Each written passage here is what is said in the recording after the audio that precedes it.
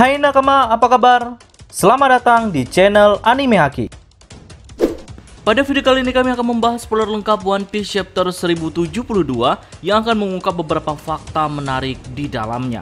Oke, tanpa berlama-lama lagi, mari kita bahas bersama-sama.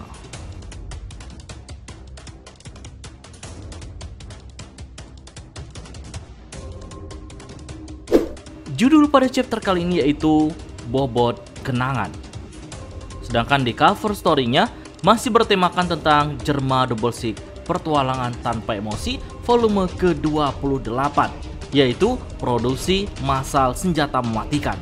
Di sampulnya, kita melihat Queen menyiapkan virus, Judge membuat tombak, dan Caesar menciptakan buah iblis. Sedangkan Vegapunk dan juga wanita misterius tidak muncul di sampul ini. Tampaknya beberapa waktu telah berlalu sejak sampul berakhir. Mereka mengenakan pakaian lain dan Queen sedikit gemuk. Sedangkan buah iblis yang diciptakan Caesar berwarna hitam.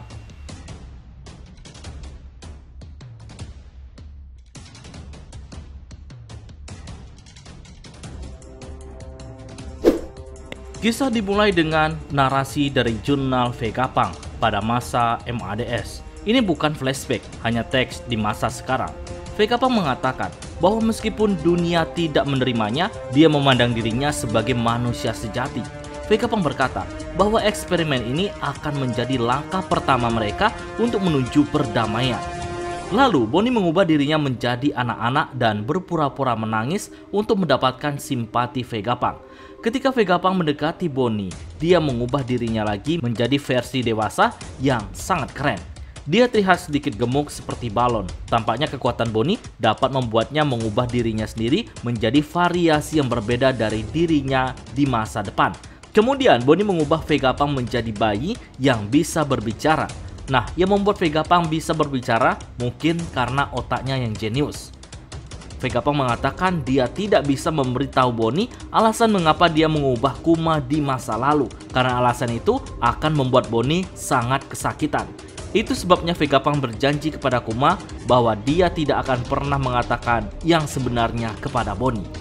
Bonnie berbalik dan melihat sebuah ruangan dengan kaki beruang di pintunya. Bonnie berjalan menuju pintu dan menghancurkan kuncinya dengan efek penuaan. Kemampuan ini mirip dengan kemampuan Shinobu di Wano Kuni. Nah, cerita beralih dengan flashback Vegapunk dan juga Kuma. Vegapunk terlihat mirip dengan flashback di Ohara. Kuma mengenakan pakaian berwarna putih tanpa topi, terlihat rambut dan juga kacamatanya.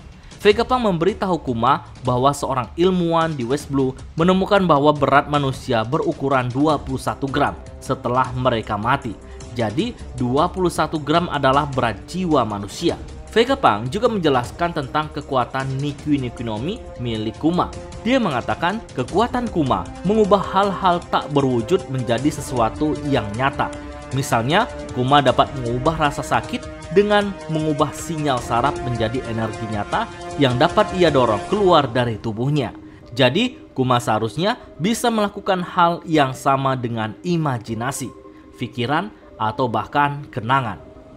Nah, Vegapunk ingin Kuma mencoba mengeluarkan ingatannya sendiri karena dia ingin mengetahui berat dan ukuran ingatan manusia.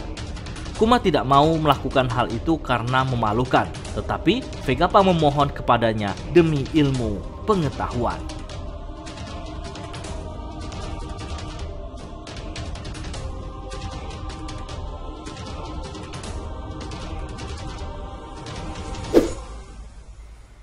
Cerita kembali ke masa sekarang. Bonnie masuk ke dalam ruangan itu.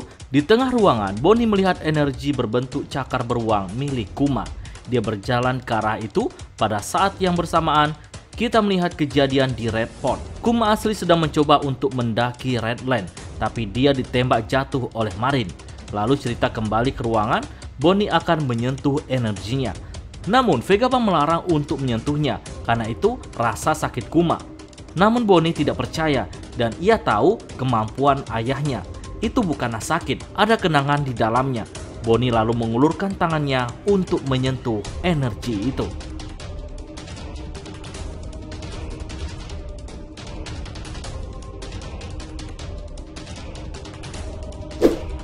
Cerita beralih ke Labo. Zoro versus Kaku berlanjut. Kaku menggunakan wujud awakening yang mirip dengan Lucci. Bentuk manusia binatang Kaku sekarang memiliki rambut api gelap dengan garisan api gelap mengambang di sekitar bahunya. Nah, Kaku menggunakan beberapa serangan lama seperti Bigan, tetapi dia juga menggunakan serangan baru yang disebut Kyoku Bigan. Namun Zoro mengalahkan Kaku dan menjatuhkannya ke tanah dengan mudah, sementara Brook melindungi Ton Sansani. Tiba-tiba 4 Seraphim datang ke Labo juga, meski tidak menerima perintah. Di sini baru diketahui bahwa kepribadian Seraphim memungkinkan mereka bereaksi dan membuat keputusan sendiri untuk beradaptasi dengan situasi pertempuran. Jadi, mereka datang untuk membantu CP0 sendiri. Namun bukan itu yang diinginkan CP0, karena Vegapunk masih memegang otoritas tertinggi dari mereka. Edison dan Lily berlari keluar untuk mencoba merebut kembali Seraphim. Sanji dan Franky pergi untuk membantu Zoro dan juga Brook. Luffy dan kru lainnya tetap di lab. Lucci memerintahkan Seraphim untuk menghancurkan Labo sebelum Vegapunk bisa keluar. 4 Seraphim mulai menyerang gudang Labo bersama-sama. Namun tiba-tiba leher Kaku digigit seseorang dan Kaku tertidur. Dan di sini baru terungkap bahwa orang yang menggigit Kaku adalah Stussy yang memiliki sayap dan taring seperti vampir. Identitas aslinya mulai terjawab. Stussy adalah tiruan dari Miss Buckingham Stussy, salah satu anggota Rock Pirate. Stussy adalah tiruan manusia pertama yang sukses dari MADS. Stussy berkata, "Aku baru saja menyuruh Kaku untuk tidur, Lucci, dan sekarang aku ingin kau tidur juga." Oke, itulah spoiler lengkap One Piece chapter 1072. Nantikan pembahasan menarik lainnya pada video selanjutnya.